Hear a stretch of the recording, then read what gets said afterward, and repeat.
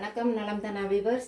இன்றைக்கி பாசிப்பருப்பும் ராகியும் சேர்த்து தோசை செய்ய போகிறோம்.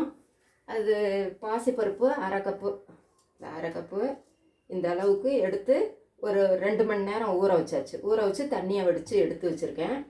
ராகி மாவும் அரை கப்பு எடுத்து தண்ணி ஊற்றி கரைச்சி முதலியே வச்சுட்டேன். இதுலேயே உப்பும் போட்டேன், அதனால் இதில் உப்பு சேர்க்கறதில்ல.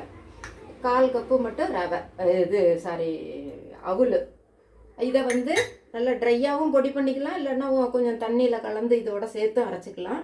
நான் இப்படியே பவுடர் மாதிரி ட்ரையாக இருக்கு இல்லையா, பவுடர் மாதிரி ஃபார்ம் பண்ணி வச்சுருக்கிறேன், அரைச்சி வச்சுருக்கேன். இதை இந்த ராகி மாவில் கலந்துக்கணும்.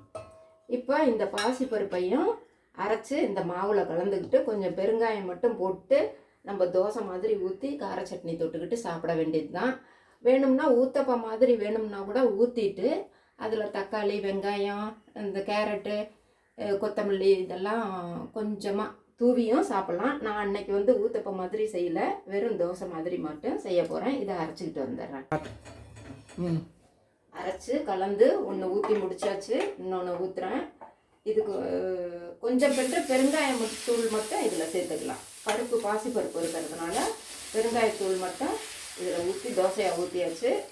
கார சட்னியும் நீங்களும் சாப்பிட்டு பாருங்கள், நெல்லிக்காய் சட்னியும் நீங்களும் செஞ்சு சாப்பிட்டு பாருங்கள். நலம் தானா சேனலுக்கு சப்ஸ்கிரைப் பண்ணுங்கள், பெல் பட்டனை ப்ரெஸ் பண்ணுங்கள். வேறு ஒரு வீடியோவில் பார்க்கலாம். தேங்க்யூ.